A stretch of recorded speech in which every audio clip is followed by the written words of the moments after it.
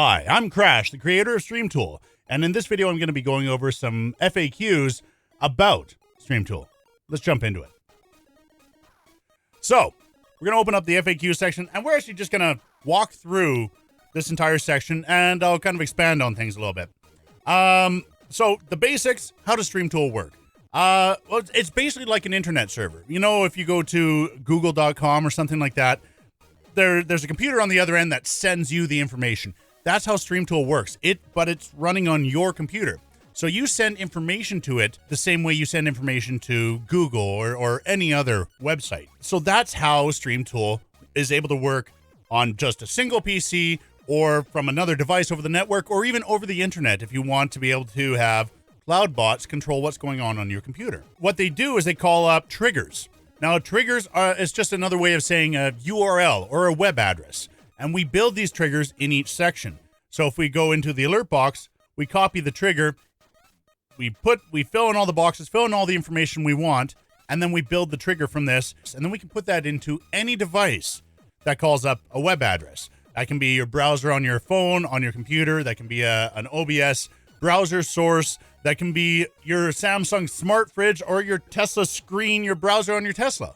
It can be anything that can call that up. So what are triggers exactly? Well, triggers and actions are basically the instructions and the do part of STRM.TOOL. All the information that STRM.TOOL needs in order to do something is in that trigger, in that line that you copy that you paste into whatever device you want to control STRM.TOOL with. I've made a trigger and I copied it. What do I do now? Well, we put it into the browser. We put it into our Stream Deck website button. We put it into our bot. We put it anywhere that calls up a website. Anything, you can have almost anything communicate with STRM.TOOL and then STRM.TOOL perform an action. That's the beauty of STRM.TOOL. It's extremely versatile. So you're able to have almost any device interact with your stream, interact with your PC. A very common thing is if you have a dual PC setup. You have your bot running on your stream PC and you want to send commands to your gaming PC. You want to have a command where someone types jump in chat and it presses a space bar on your gaming PC. Well, your bot on your stream PC will get the message from chat that says jump, and then it will activate the trigger. It'll send the trigger to your game PC that's running STRM.TOOL, and then STRM.TOOL will push spacebar. So that's how triggers are able to work over the internet and just work in general, is it just sends a command to STRM.TOOL and STRM.TOOL does it. Why do triggers have a bunch of number signs and funny characters? It doesn't look exactly the way you type. It's because website addresses can't display certain characters. If you do, you get errors. So what happens is when you build a trigger, STRM.TOOL automatically encodes it so that you don't have any invalid characters that are going to mess things up. And then when it receives it on the other end, it decodes it and it changes it back to what you had before. So it's a way to make sure that your triggers, all the information is sent through without getting corrupted. Why do triggers look different on different devices?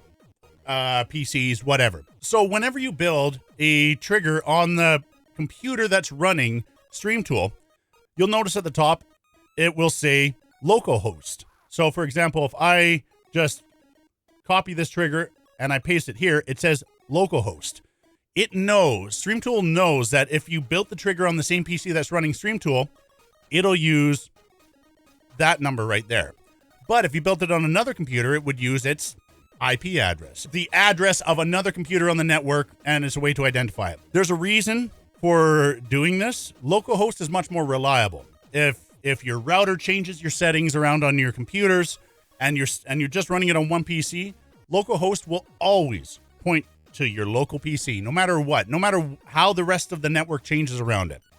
Whereas if your router changes settings with your network, it can change the IP address of a certain computer, and it could mess up your triggers.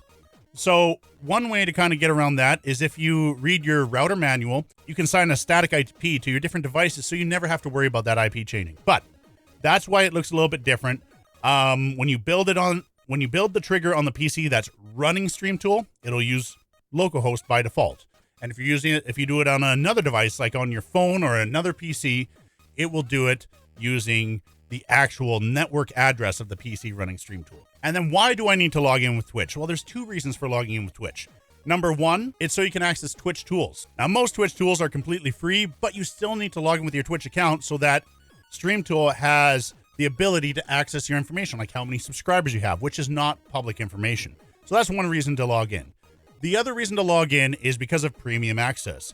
StreamTool Premium Access is granted if you have a subscription to a Twitch channel, or if you've been given a free trial or just a lifetime subscription, whatever it is. It's linked to your Twitch ID. If you want to access premium, you need to have a Twitch account set up. Even if you aren't paying for premium, even if you have a free trial, you still need to log in with Twitch because your access is linked to your Twitch ID. Running StreamTool. I don't see StreamTool icon in my taskbar. Is it running? So the taskbar is this area right here. On some of your computers, it's at the bottom. Some of the computers, it's at the top. But there is no StreamTool icon right there. StreamTool runs in the system tray because it's a background program. It's not something that sits in the front. It's meant to run in the background, and you can open up the user interface when you need it, but you don't need that user interface open. So it runs just like MSI Afterburner or NVIDIA control panel and all that. It runs in the background. It is running. If you can't see it, sometimes there's a little drop-down arrow right here or pop-up arrow, and you have to click that to see StreamTool. Can I run multiple instances of StreamTool? Not on the same PC. And the reason being is because StreamTool has a very specific port it listens to on your PC, and you can't have another instance of StreamTool listening to that same port. So you can only have one instance of StreamTool per PC. But if you have 20 PCs, you can have 20 different instances of StreamTool running on each PC, and you can have the PCs communicating with each other. Do I need to install StreamTool on all of my PCs? No. You only need to install StreamTool on the PC that you want to control or the PC that you want to have perform actions. So, for example, if you are strictly using StreamTool to control your games, you would install it on your game PC if you have a 2-PC setup, and you could have your streaming PC talk to your gaming PC and tell it through StreamTool, and have StreamTool press buttons on your gaming PC. If you're doing things like counters and overlays and stuff like that, it's best to have StreamTool running on your stream PC. So you can just drag and drop the files right into OBS or Streamlabs OBS or whatever you use, and you can access those files. There's nothing wrong with running it on both PCs. When I stream, I run StreamTool on all of my PCs so that my PCs can all communicate with each other and all stay in sync during the show. How do I access the StreamTool user interface on all of my devices? There's a few ways to do this. Number one, if you're on the computer that's running StreamTool, you can either double-click the icon in the system tray, or you can right-click and open the user interface, and it opens it up. To access from another device on your network, you can go into Session Stats, and it will show information. It will show you a QR code and an IP address. If you're using a mobile phone, what you can do is you can open up your camera app. You can just hold it up to the QR code, and a little drop-down will come that will ask you if you want to go to that website. Tap it, open it up, and you have StreamTool user interface running on your phone. If you want to access it from another computer or any other device on your network, you put this into your browser address bar or your bot's URL or whatever. Wherever you want to access it from, you put that address in. So it's 4 sets of numbers divided by periods, by dots, and then a semicolon, 32032. And that's how you can access it. So, for example, I can take that right now and show you, if we put it in the menu bar right there, it actually goes through your router on your network to access the user interface. It's the exact same thing as using localhost on the computer that's actually running StreamTool. Another way to find that is to hover over top of the StreamTool icon, and it shows your IP address and your port right here, IP address, port. Now, common problem solving. There are a few things that can happen with StreamTool. Triggers have stopped working. There's normally a couple things that will cause that. Make sure that your password hasn't changed. So we'll go into settings in another video, but there's URL protection where you put a password in there so people can't just access StreamTool from on your network. They need to know your actual password for this instance of StreamTool. Or, like I said before, your IP address might have been reset by your router if you're running from a different device. So you need to go through and you need to check in Session Stats, see what your IP address is, and then check in your bot or whatever it is running on the other computer and make sure the IP address matches. If it doesn't, you're going to have to update your IP address. But like I said, a really good thing to do right off the bat is take the time and set up a static IP address in your router for your computer. Check your router's manual on how to do that. There's so many routers that I can't go through them all and show you how to do it. There's just too many different ways to do it with too many different routers. So please check your router manual. It's usually fairly straightforward. There's usually a step-by-step guide on how to do it.